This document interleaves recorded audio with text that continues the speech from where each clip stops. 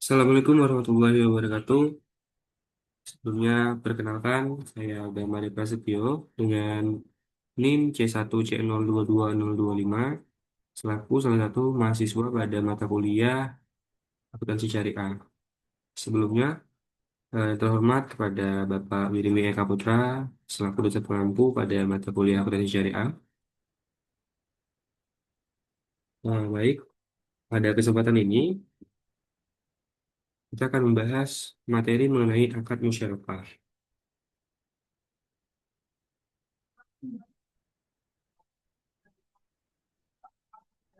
Untuk pengertiannya sendiri, musyarakah itu merupakan akad kerjasama yang terjadi di antara para pemilik modal atau mitra musyarakah untuk menggabungkan modal dan melakukan usaha secara bersama dalam suatu kemitraan.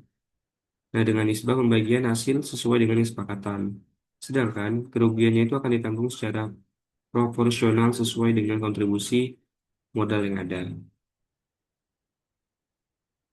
Nah, kita akan masuk kepada jenis-jenis dari musyarakah. Yang pertama adalah syirkah amlak, di mana sikap amlak ini berarti eksistensi suatu perkongsian yang tidak perlu suatu kontrak dalam membentuknya, tapi terjadi dengan sendirinya serta mempunyai ciri masing-masing anggota tidak mempunyai hak dan mewakilkan eh, hak untuk mewakilkan dan mewakili terhadap partnernya.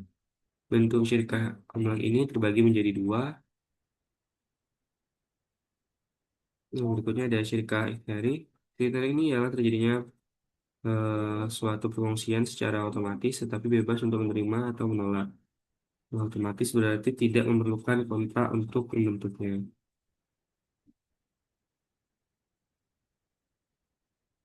Menjabari yang terjadinya suatu perkongsian secara otomatis dan paksa dan ada terlalu membuatnya.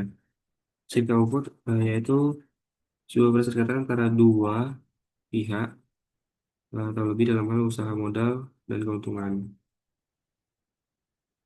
Yang berikutnya,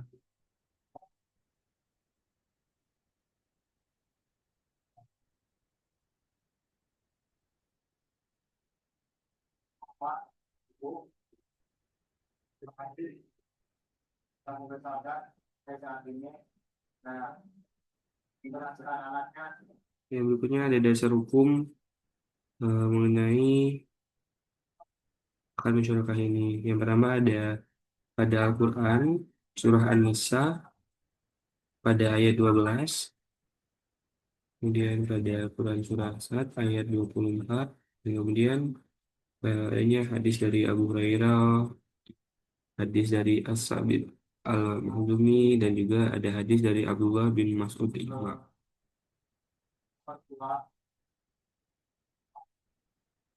Nah, berikutnya kita akan masuk kepada nisbah musyarakah. Yang pertama adalah keuntungan.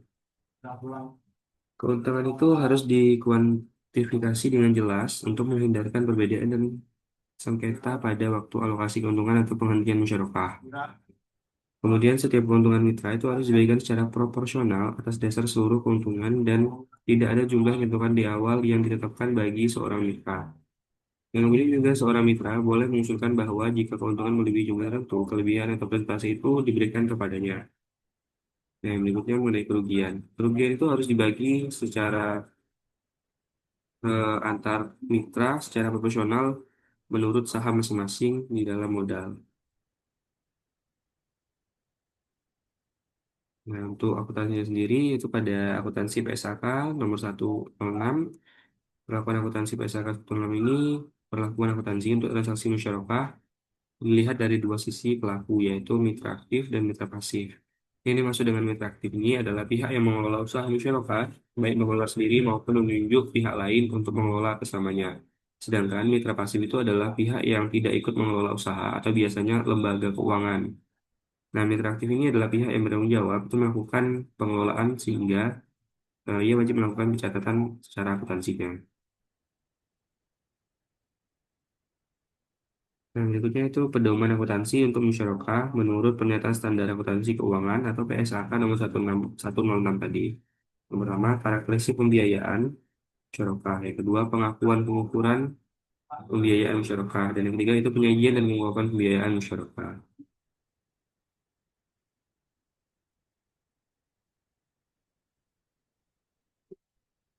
Nah, berikutnya ini kita akan masuk kepada ilustrasi dari musyarakah ini. Nah, contohnya ialah antara mitra A dan mitra B yang telah melakukan akad musyarakah menanamkan modal dengan jumlah awal masing-masing itu 20 juta rupiah. Maka sampai akhir masa akad syarikah modal mereka itu masing-masing tetap 20 juta rupiah. Nah, mungkin itu saja sedikit yang dapat saya sampaikan. Lebih dan kurangnya saya mohon maaf. Lebih dan kurangnya mungkin boleh ditambahkan. Saya akhiri. Wabillahi taufiq wal hidayah. Wassalamualaikum warahmatullahi wabarakatuh.